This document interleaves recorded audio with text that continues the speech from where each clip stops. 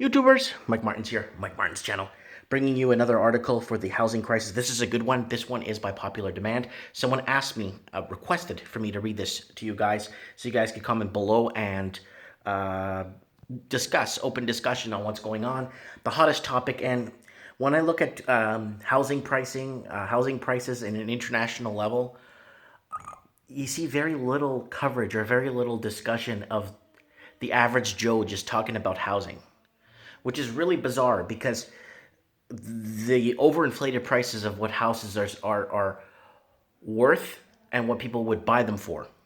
It's bizarre, you know what I'm saying?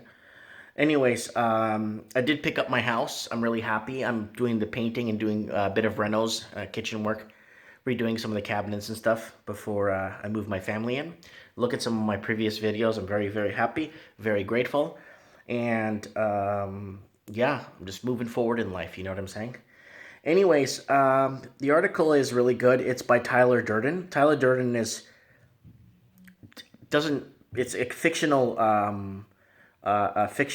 reporter, but it's a real person. Tyler Durden is from, basically, if you remember the TV show Fight Club. But he puts up really controversial stories that other news sources don't want to touch.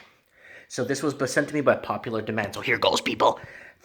China suffers largest capital outflow on record in 2016, and it's about to get worse.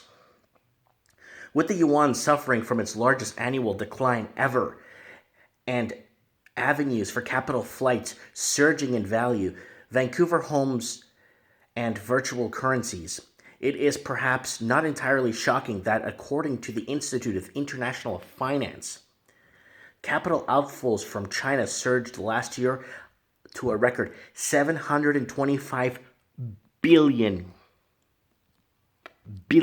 almost a trillion, 725 billion. Furthermore, IIF warns outflows could accelerate further if U.S. face political pressure to repatriate profits. So what's happening is it's very simple. China's wealth is leaving its country.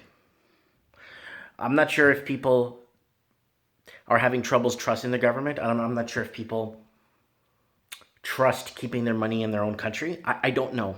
So what's happening is people are parking money all over the world. So let's continue. I mean, I'm going to be really, really, really upfront with you guys too. I would do the same thing too. If I was in a situation where I wasn't trusting my government or I wasn't secure with my holdings or my earnings, I would park it in another country, either in investments, stocks, bonds, real estate, land, something that I could just sit on for a while and park the money. So that's something I definitely would do myself, you know, if I was in that position. So let's continue here. As Reuters reports, the Washington, D.C.-based group, one of the most authoritative trackers of capital movement in and out of the developing world, estimates net Chinese outflows last year were 50 billion higher than 2015, dwarfing the inflows of emerging economies received. Net outflow in 2014 had been just 160 billion from China, which has seen capital flight pick up in the past couple of years from local businesses and households, partly on expectations that the yuan would weaken against the dollar. The outflows, which caused a 320 billion decline last year in Chinese foreign exchange reserves, has prompted authorities to strengthen and capital curbs. So remember that article I read a couple of weeks back, how China is tightening the noose on and making it stricter for people to pull money out of the country because the country's wealth is leaving. And if the country wealth, obviously, I don't have to get into this for you guys, but you guys know that, okay? That's been happening now for a while.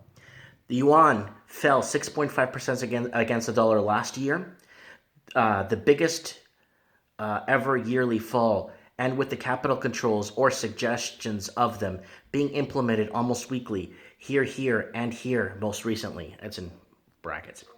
It is perhaps not a surprise that Bitcoin, one escape value, has been a resurgent in the last few days amid Golden Week holiday celebrations. So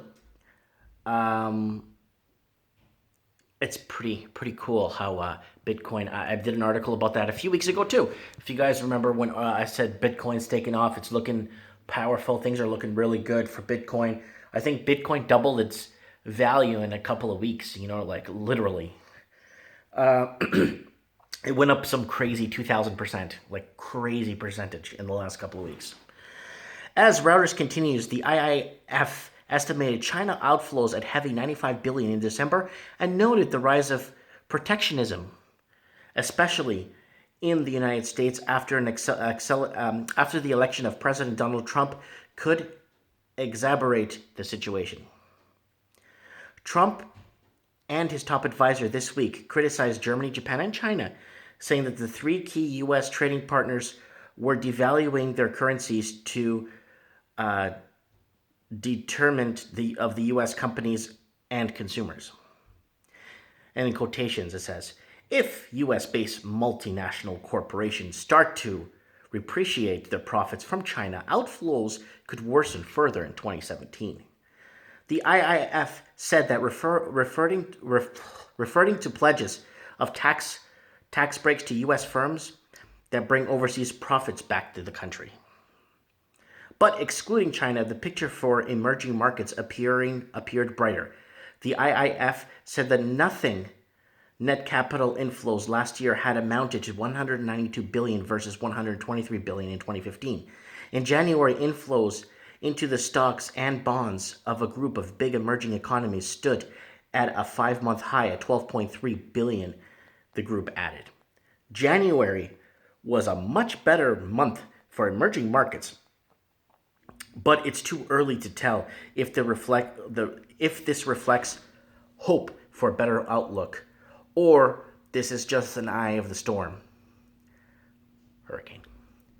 The capital exodus from China, however, dominates the picture. The IIF last November forecasted the developing world would suffer net capital outflows of 206 billion in 2017, with the vast majority accounted for by China.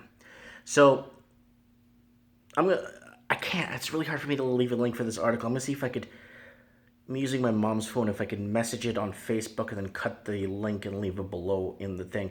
It's really easy to find. Just type in Zero Hedge, China suffers largest capital outflow on record in 2016. And it's by Tyler Durden, and it's got almost no shares. It's got 80 shares with 35 million people living in Canada. I'm really surprised that things only got 80 shares. So get this out, get people, it creates some sort of awareness. You know what I'm saying? I think, from my point of view, on my opinion on this, I think it's a little bit too little, too late for China to save its wealth that's left. There are obviously the government now is putting in a protective measure now because they're starting to realize. But why didn't the advisors? Because the Chinese are very smart when it comes to numbers. They're very on the ball when it comes to financing. They're very on the ball when it comes to savings, and they're very on the ball when it comes to like long-term preparation. I don't understand how the Chinese government's advisors, right? I'm not talking about the government like the main guy. The main guy is just there to shake hands and go on meetings.